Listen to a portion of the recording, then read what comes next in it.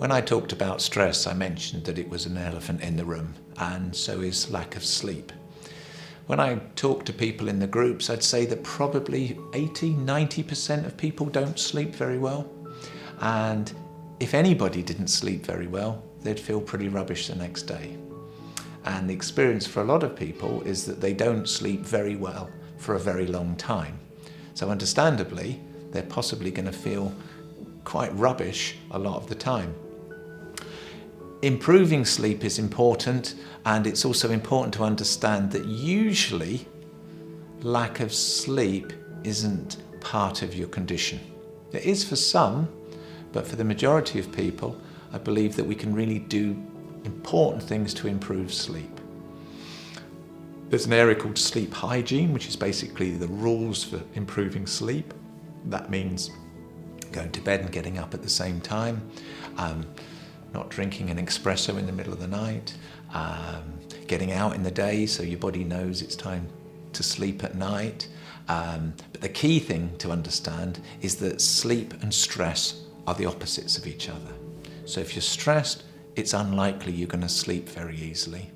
And what happens for a lot of people is they wake up at 2 o'clock in the morning and then start to turn things over, get stressed, and then that wakes them up.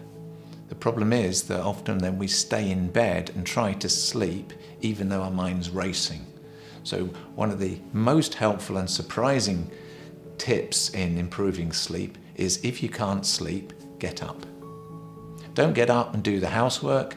Get up and be a zombie for a little bit, and it's almost like pressing a reset button. You do things to take your mind away from worrying about not sleeping or trying to solve a problem, and then after a bit, you go back to bed. That's probably the most radical and important thing to talk about with sleep. The other one is to learn some relaxation techniques so that you can help yourself to sleep. One thing you can do is to play them. I'm going to sound old-fashioned here and say play a CD, put something on a Walkman, but you know what I mean. Play a relaxation that works for you, or do one in your own head. Hopefully there'll be some relaxations connected with this film, so that would be worth finding, because if you can't sleep at night, start practicing relaxation. Sometimes you might think it's not working now, but with time it definitely does.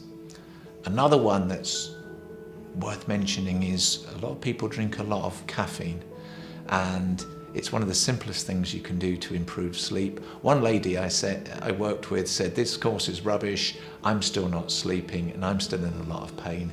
When I spoke to her, she said she drank 25 cups of coffee a day. I said, "If you reduce your coffee, you'll improve your sleep." She said, "If I do that, I'll eat my hat." A couple of weeks later, she said, "Phil, I'm going to have to eat my hat," because she reduced her coffee and she improved her sleep.